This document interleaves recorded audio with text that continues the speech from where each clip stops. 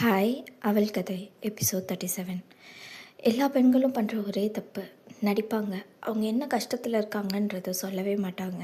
அவங்க நான் நல்லா இருக்கேன் அப்படின்னு அவங்க கண்ணிலையும் அவங்க வாயிலையும் மட்டும்தான் சொல்லுவாங்க. ஆனால் மனசுக்குள்ளே அவங்க எவ்வளோ கஷ்டத்தை வச்சுருக்காங்க அப்படிங்கிறது அவங்களுக்கு மட்டும்தான் தெரியும். அவங்க ஹீலிங் ப்ராசஸில் தான் இருப்பாங்க.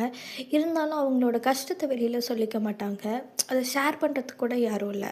அவங்க பட்ட கஷ்டத்தை அவங்களுக்கு தரணும் அப்படின்னு கிடையாது. நான் ஹீல் ஆகிட்டுருக்கேன், அதில் நான் என்னென்ன கோ த்ரூ பண்ணுறேன் அப்படின்னு சொல்கிறதுக்கு கூட பக்கத்தில் யாரும் இருக்க மாட்டாங்க.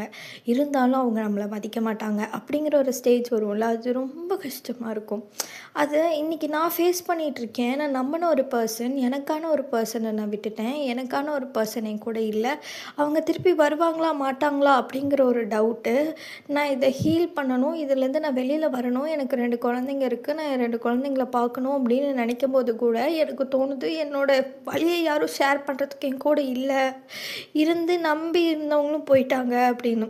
திருப்பி இன்னொருத்தவங்கள நம்பி என்னோடய ஃபீலிங்ஸை சொல்லணும், என்னோடய பெயின்ஸை சொல்லணும் அப்படின்னு நினைக்கும் போது இல்லை, எதுக்கு நம்ம திருப்பி நம்மளை ஏமாற்றிக்கணும் அப்படிங்கிற ஒரு இதில் அதை நான் வெளியில் சொல்லக்கூட எனக்கு மனசு வர மாட்டேங்குது.